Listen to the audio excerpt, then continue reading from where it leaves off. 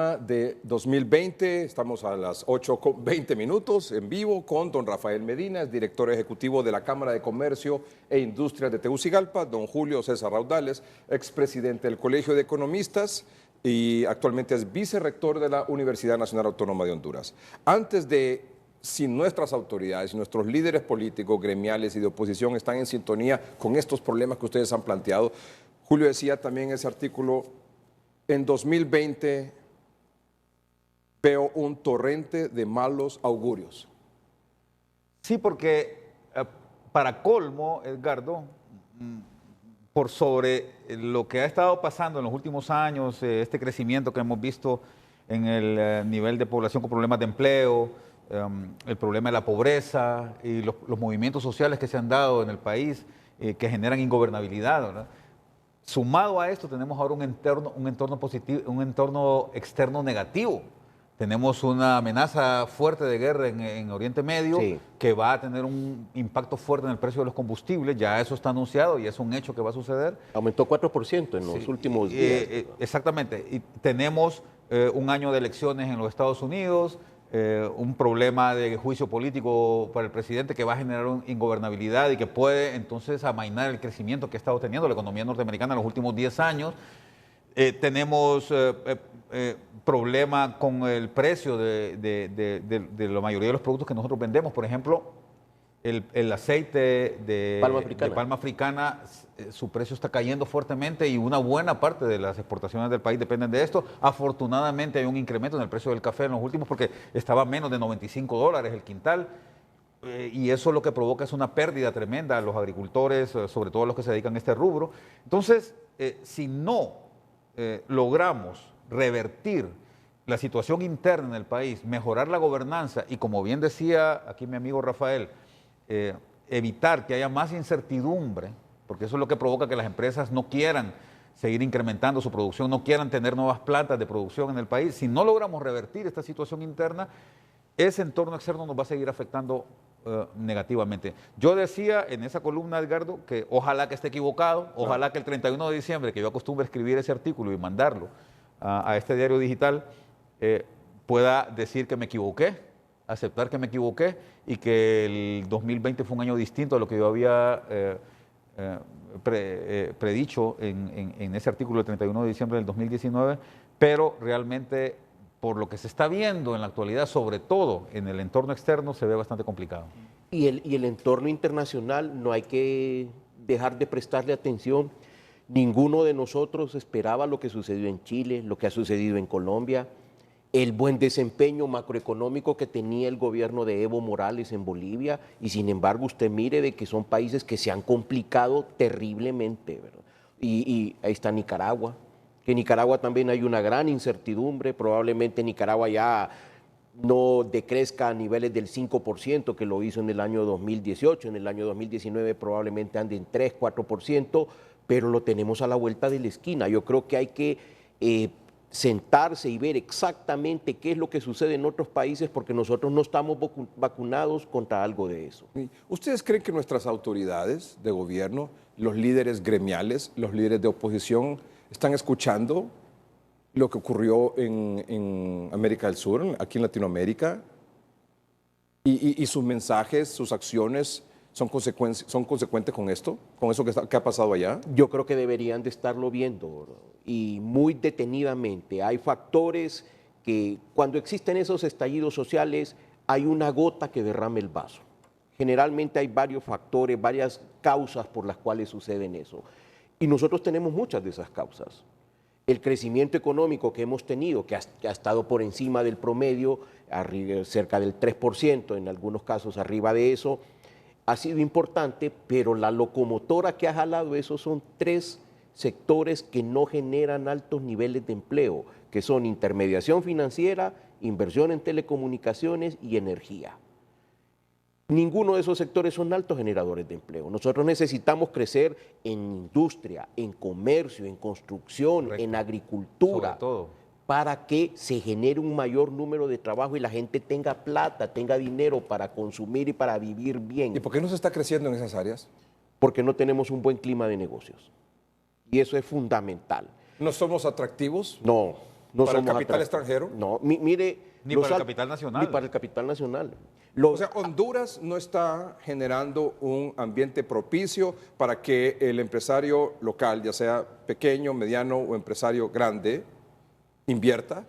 ¿No estamos trayendo inversión extranjera?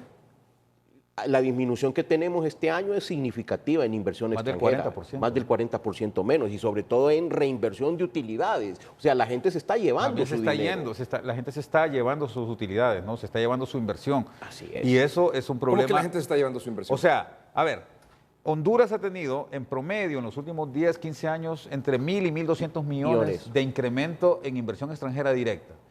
Esos son, Edgardo, más o menos unos 35.000 millones de lempiras a precios del 2019. Este año, el mismo Banco Central de Honduras anunció que hubo un decremento. Muchos de los críticos a este crecimiento, digamos, bajo que ha habido en inversión extranjera en los últimos años, estos 1.200 millones de dólares que los extranjeros invierten, los que critican, por ejemplo, FOSDE dice... Sí hay un incremento de 1.200 millones en inversión extranjera, pero esos son por reinversiones que hacen las mismas empresas que están aquí. No es capital fresco. No es que viene es decir, el 70% Intel, más o ¿verdad? menos, Sí. ¿verdad? No es que viene Intel a invertir, no es que viene Amazon a invertir acá al país, ¿verdad? Sino que son las mismas empresas que están ya invirtiendo las que reinvierten. Y eso es lo que explica ese crecimiento de 1.000 millones. Ojo, Costa Rica, ese crecimiento es más o menos de 4.000, 5.000 millones de dólares al año, ¿verdad? En Guatemala es de más o menos 3.000, 3.500 millones de dólares por año. El problema en Honduras es que, además de que ha sido bajo, este año fue todavía más bajo porque las empresas dejaron de invertir y más bien se llevaron sus inversiones fuera del país, ¿no? Y eso lo que muestra es que hay poca confianza en el clima de negocios, como bien dice Rafael. Muy bien. ¿Cómo? Sí, vamos a hacer un corte de 2 minutos, estamos en vivo y hace unos minutos estaba hablando don Julio Raudales el por qué no somos atractivos para la generación de nuevas inversiones, tanto de empresarios locales como de inversión extranjera. Y miren ustedes lo que ocurrió, se fue la energía eléctrica y ahorita estamos trabajando con la planta aquí en Televicentro. O sea, ese tema de la energía también es parte de... El alto costo y la mala calidad de la energía es un incentivo para que las empresas no vengan a Honduras. Fundamental. Hablábamos extracámaras ahorita que el problema de la energía eléctrica de la ENE es casi la mitad del déficit fiscal que tiene Honduras. Es imperativo resolverlo, que no es una solución a corto plazo, de acuerdo, pero hay que comenzar ya. Tenemos que, Julio, 20, 25 años de estar arrastrando este problema cada vez peor. Mediados de los ¿Y 90, no anunciaron un nuevo aumento a la energía eléctrica? Y lo van a subsidiar, imagínese usted. Sí, ahí tenemos un problema. Pero subsidiar a cuántos abonados. El problema es que la Secretaría de Finanzas le va a pagar esa energía a la ENE, o simple y sencillamente no lo van a cobrar, aumentando las pérdidas. Esos son los temas que tenemos que tratar aquí. Y justamente el gran agujero que tiene la ENE, y ese es el mayor problema fiscal que existe en este momento. Es correcto. Es que el gran agujero que la ENE tiene, donde van una gran cantidad de pérdidas, la ENE sigue perdiendo aproximadamente el 30% de la energía que produce, ¿verdad? Y el problema es que ese agujero lo tiene que tapar el fisco. Entonces, el gran problema de Honduras en este momento, la mayor amenaza económica que Honduras tiene en este momento es el sector eléctrico, porque ya el fisco no puede seguir sosteniendo esta situación de pérdidas que la ENE ha estado teniendo durante tantos años, porque hay que decirlo, esta situación no es nueva, Edgardo y Rafael, esto es algo que el país ha estado padeciendo ya desde hace casi 20 años. Pero todas nuestras autoridades lo que han estado haciendo es chineando el problema. Tirando la pelota hacia adelante, pero no lo resolvemos, no reducimos las pérdidas. No abrimos el mercado para que la ENE pueda comprar energía barata. El ejemplo de Guatemala ahí está. Hay que ver lo bueno y lo malo de los países. Y en el manejo del sistema eléctrico en Guatemala es bueno, es eficiente y es barato. Hablábamos sobre el tema de por qué Honduras no es atractivo para la inversión nacional y extranjera. Uno es el tema de energía eléctrica. Bueno, ahí tenés el primer elemento, ¿no? ¿Es el primero? Es ¿Problema de energía? Uno de los primeros. Uno de los primeros. ¿Otro? Los altos costos tributarios. Sí, los impuestos la carga son, tributaria es un problema altísima, grande para el que altísima. O sea, Y para es la complicada. generación de inversión local y extranjera en Honduras, problema de energía. Segundo, Impuestos. Impuestos. Problemas administrativos para generar nuevos negocios también. O sea, ¿qué tan incómodo le es a una persona que quiere innovar, que quiere invertir en un nuevo negocio, el hecho de las trabas administrativas que se le ponen por ese tema? Pero yo quiero retroceder un poquito al tema de los impuestos, porque hay que aceptar algo. En el caso de los impuestos del gobierno, Edgardo y Rafael, son más predecibles, digamos. La carga tributaria en el país, si bien es cierto, desde mi perspectiva, no es la mejor política la que se está siguiendo desde hace mucho tiempo. Un grupo de colegas y yo estamos trabajando, estamos impulsando un diálogo fiscal que permita que haya una reforma tributaria integral en el país. Pero eso es un elemento importante. Pero creo que lo peor de todo, y aquí Rafael, que maneja el tema de la Cámara de Comercio, no me va a contradecir en esto, estoy seguro, es el tema de los impuestos municipales, Edgardo. Esto es totalmente impredecible. Hay alcaldes acá en el país, hay alcaldías o municipalidades, mejor dicho, porque no hay que echarle la culpa solo a los alcaldes, sino a todas las corporaciones. Hay corporaciones municipales que prácticamente sus desfases fiscales en sus municipios se los sacan poniéndoles impuestos a las empresas que quieren invertir ahí. Una vez, cuando yo estaba en el gobierno, llegó el gerente de una empacadora, de la empacadora que estaba en Catacamas, y me dijo... ¿Que cerró? Sí, que ya se fue para Nicaragua. Ahí nomás, dio el salto a la frontera y dijo, no aguantamos más, nos vamos. ¿Por qué? Porque el señor alcalde de aquel tiempo, no sé si será el mismo de ahora, cada vez que quiere pavimentar una carretera o financiar algún gasto municipal extraordinario, lo que hace es clavarme un impuesto a mí porque soy la empresa que le produce al municipio. Entonces, hay una impredictibilidad en los impuestos municipales en el país y un desorden tal que está generando una gran incompetitividad en cada uno de los negocios que se quieren establecer en el país. Entonces, ¿cómo pretendemos nosotros generar mayores empleos en la parte agrícola, en la parte industrial, en la parte de construcción, si tenemos tanta traba por parte del fisco y por otro lado tenemos tanta traba burocrática administrativa? Son tantos pasos que hay que dar para abrir un negocio. Cualquier persona, imagínate que tenés un dinero que podrías tenerlo ganando en la bolsa de valores en cualquier país, ¿verdad? Ahora tan movible que es el capital, ¿verdad? Puedes obtener ganancias del 6, 7% anual, 8% anual, y lo tenés aquí dormido hasta un año porque te cuesta abrir un negocio, ¿me entendés? Entonces, cuando un inversionista hace esta evaluación, porque los inversionistas que... doing business. Hablo de los que traen $1.200.000, 2 millones, 3 millones de dólares para invertir acá en el país. Por supuesto que hacen un trabajo que a uno le enseñan en la universidad de esto, un trabajo de formulación y evaluación de proyectos.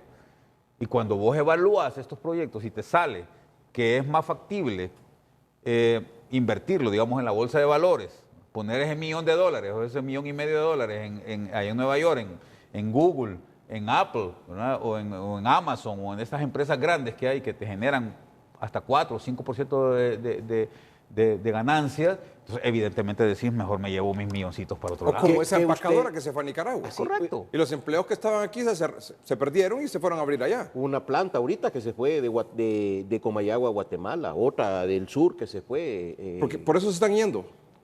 Fundamentalmente. Usted se tarda un año, por ejemplo, o más de un año en conseguir una licencia ambiental.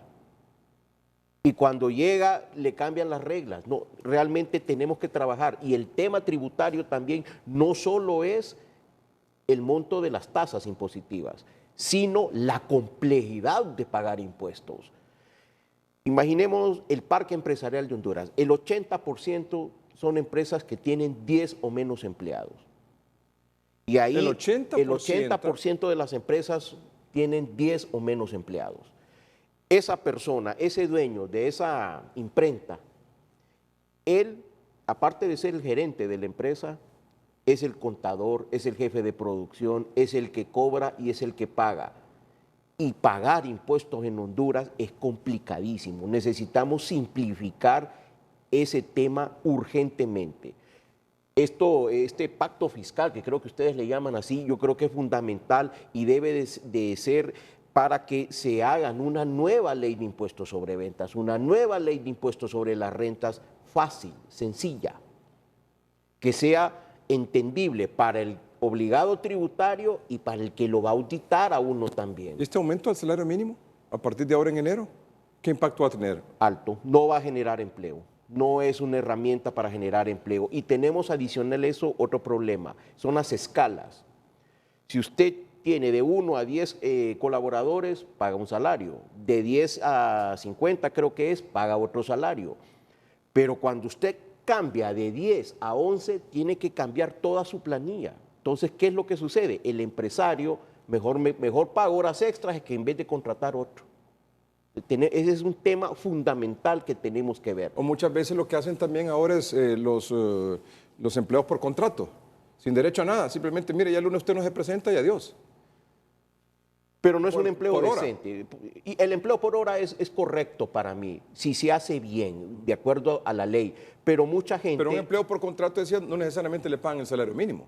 Deberían de. El problema es, y aquí vamos, imagínese usted una empresa de 8 empleados. Con todas esas cargas, es más fácil decir, mire, le hago un contrato, estoy en usted sin informalidad. derecho a nada. Estoy en informalidad. No es un incentivo para que yo me formalice. Usted no tiene que ir al Ministerio de Trabajo nada, simplemente, mire, mañana no se presenta. Y el Ministerio de Trabajo sin derecho a nada. ¿Va? Llega y le pone una multa. Sin derecho a nada. Mucha gente, ¿cuánta gente no tuvo aguinaldo ahora en diciembre? No tuvo tampoco el otro beneficio en junio.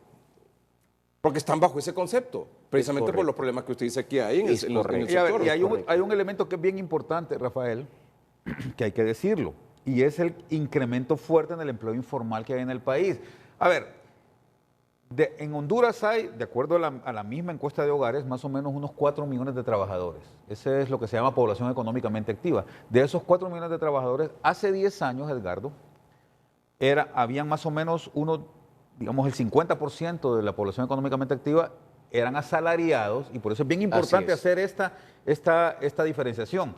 El asalariado... De los empleados con todos sus derechos. O sea, de todas las personas que trabajan... Sí, el 50% estaban cabal. Hace 10 años, ese porcentaje ha bajado. Ahora es mayoritario el empleo informal. Informalidad. Entonces, la pregunta es, Edgardo, ¿a quién beneficia un incremento al salario mínimo?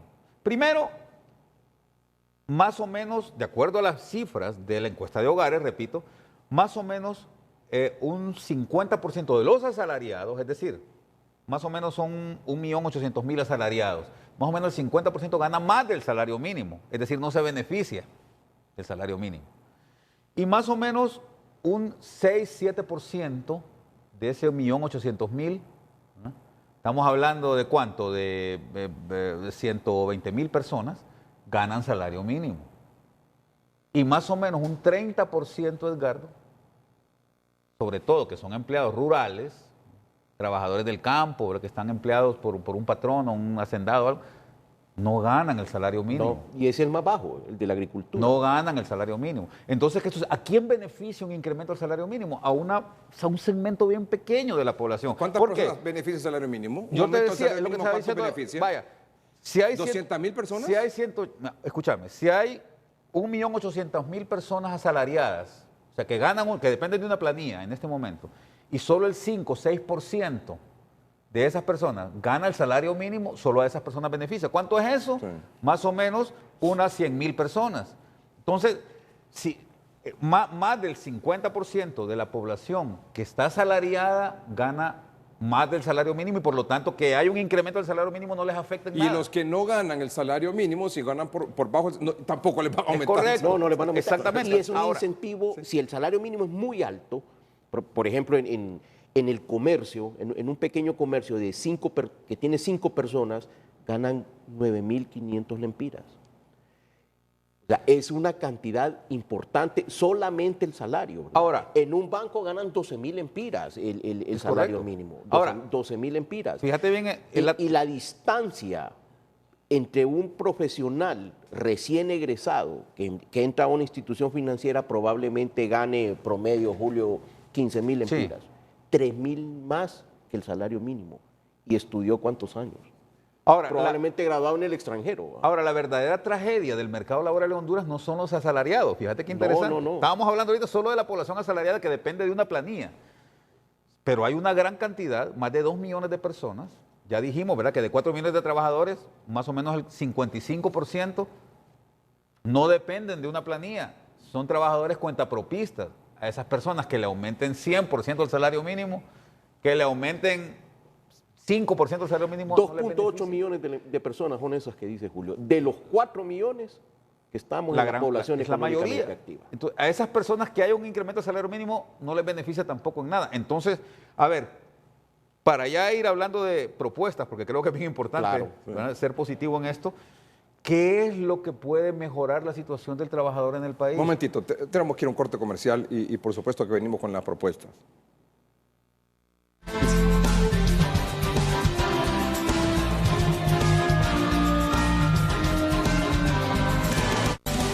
Ya regresamos a 3030, gracias a Invest.